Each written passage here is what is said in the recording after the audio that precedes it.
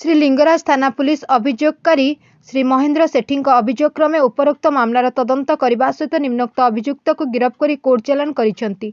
सूचनायोग्य जे गत 3 वर्ष पूर्वे 3/3/2021 तारिख में अभियोगकारी झील झिल्ली सामाजिक रीतिनीति अनुଯାयी निम्नोक्त अभियुक्त सहित बह होता। बह पर अभियुक्त स्वामी चंदन और तांकर परिवार सदस्य अधिक टंका सुना और कार भली यौतुक दाबी कर झिल्ली शारीरिक तथा मानसिक निर्यातना देउथबा नहीं अभियोगकारी तांकर अभियोग रे उल्लेख करथिले। एने गत 24/2/2024 रे उभय दंपति मध्य झगड़ा लगी झीठार खबर पाइबा परे अभियोगकारी सेठाकू जाइथिले एवं बुझामणा करी फेरिथिले।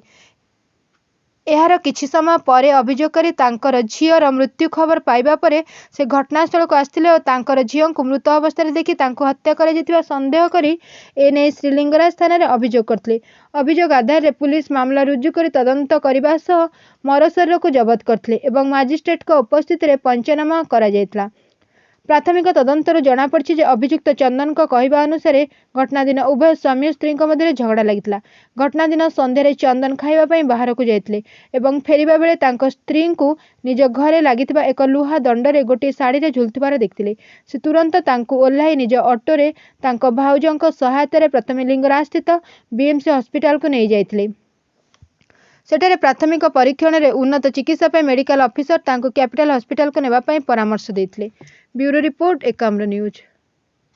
गत 25 फेब्रुआरी 25 तारिख दिन भोर 3टा पाखापाखि आमर एयरफील्ड थाना महेंद्र सेठी से आसिक थाना अभियोग कले कि तांको झील झिली सेठी तांको आमर लिंगराज थाना एरिया रामनगर रे चंदन सेठी सहित 3 वर्ष तले बाहागर देथिले। बाहागर परे परे ता झील झिली सेठी को तार स्वामी चंदन सेठी आउ तांकर शाशुघर लोक ताको टर्चर करथिले बोली से अभियोग करथिले तांको बापा। ये अभियोग ये बाहागर प्राय 3 वर्ष तले हेतिला एवं तापरे से खबर पाइले 24 तारिख राति एमती खबर पाइले जे ताको झील मरी जाइछि। तबे सेमाने आसिकरी तांकर झील घरे देखिले जे झील को एमती मरी पड़छि एवं तापरे सेमाने थाना रो अभियोग कले कि ता झील को ता स्वामी एवं ता शाशुघर लोक ताको मारी देइचंती बोली सेमाने संदेह करी गोटे अभियोग देइचंती। से अभियोग बल रे लिंगराज थाना रे हमर केस नंबर 44 एवं 302 498 304 बी एवं 34 आईपीसी रे गोटे मकदमा मध्ये रुजु कराइछि। मकदमा रुजु हला परे तांकर इन्वेस्टिगेशन तदंत करा जाला एवं सेथिरे से डेड बॉडी को तांकर इमिडिएट पठाइथिला हमर कैपिटल हॉस्पिटल। सेथिरे डॉक्टर ताको डेड डिक्लेयर करथिले। तापर दिन मैजिस्ट्रेट सामने एवं साइंटिफिक सामने तार इनक्वेस्ट होकर पोस्टमार्टम कराई। पोस्टमार्टम रिपोर्ट आसी ना। पोस्टमार्टम रिपोर्ट आसला तार प्रकृत डेथर कारण जना पड़ किंतु प्राथमिक तदंतर जहाँ जना पड़ी ता स्वामी कहवा अनुसार तार जितेबले 24 तारिख दिन राति संध्या बेले स्वामी स्त्री झगड़ा होते। झगड़ा है स्वामी बाहर को जाता तार खाଇବା आने इन द मीन टाइम से तार स्त्री झिली सेठी से तार लुगा देकरी बेकर रसी देकरी झुली पड़ता एवं ता स्वामी आसिक घर को देखला पर सांगे सांगे काढ़ी देकरी तार भाई भाउज मान को डाकिथिले।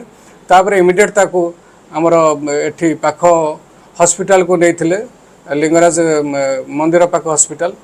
सेठी ताको डॉक्टर सांगे सांगे तुरंत कैपिटल हॉस्पिटल को रेफर करथिले। कैपिटल हॉस्पिटल ताको डेड डिक्लेयर करथिले। तो यही प्राथमिक तदंत पर जेहेतु तार बाहागर 3 वर्ष भितर होइछि सेथिपई एथिरे तार स्वामी को गिरफ्त कराई एवं आज मते ताको फरवर्ड कराउछि एवं तार डाउरी आर्टिकल जहाँ सब सेटा मते जबत करा जाइछि एवं पोस्टमार्टम रिपोर्ट आसिला परे तार प्रकृत मरिबा कारण जना पड़िबो एवं यार तदंत मते चालू रहिछि।